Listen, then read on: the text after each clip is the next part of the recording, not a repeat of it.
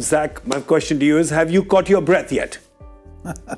Well, it was entertaining batting from Abhishek Sharma. It was superb shot making, the timing, and it was just a chanceless innings. One of the best innings I've seen in T20 format. And Michael Vaughan, have you recovered from that onslaught? Yeah, that was special. I mean, it's a fantastic wicket, but you can't take away from the pureness of the striking. You know, the way that he came out of the traps and he was just hitting sixes for fun over that offside. Pace on again from England, particularly in the power play, which is where all the momentum was gained for India. England weren't smart enough, weren't clever enough. Clearly, it's a good pitch, but you looked at when Bryden Cars came onto volleyball, lots of cutters, lots of different variations, which was harder for the Indian batters to line him up.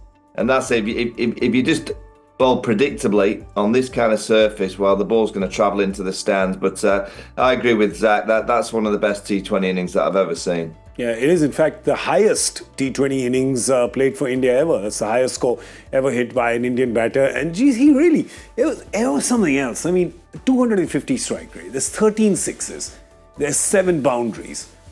There was a few singles in there as well. I know, not that many, but just a few. That was just complete domination. And I know we spoke about this, the Combox when we were there, but some of those shots, I know you have your favorite, I have mine, which was over the bowler's head to get his 50, but there's a lot of sixes there to choose from. Yeah, and each one was better than the other. It's just one of those days, isn't it? Like everything is just going your way.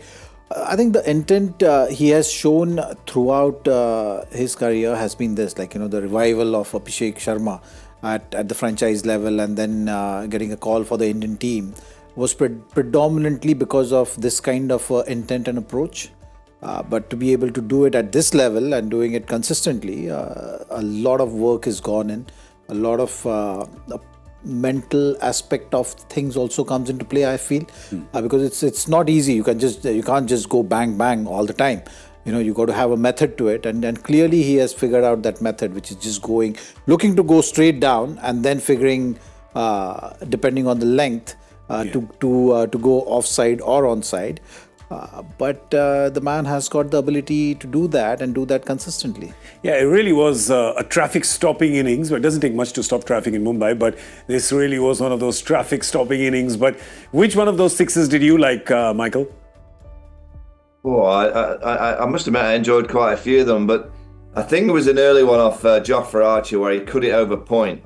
I thought, oh yeah, that's a nice shot. But then it was the next ball, he danced down and whacked it flat over extra cover. That was my favourite. I mean, again, pace on, so he's not having to do a huge amount. He's just allowing the pace to get to him and using his kind of wrists to flick it through that offside. But he's a brilliant player. He really is such a dangerous player for India. And he's so hard to keep quiet. I mean, a lot of his sixes came probably from straight long on right round to cover point. So you could argue, could England come around the wicket and bowl into his hip? There wasn't that many sixes where he flicked on the onside square of the wicket or down to fine leg. Could they have gone round the wicket and bowled into his tip? I'm being very picky and trying to find a way of bowling to him on a pitch that's very pure, but it looked very, very difficult. If you miss your length by anything, it was going into the stands.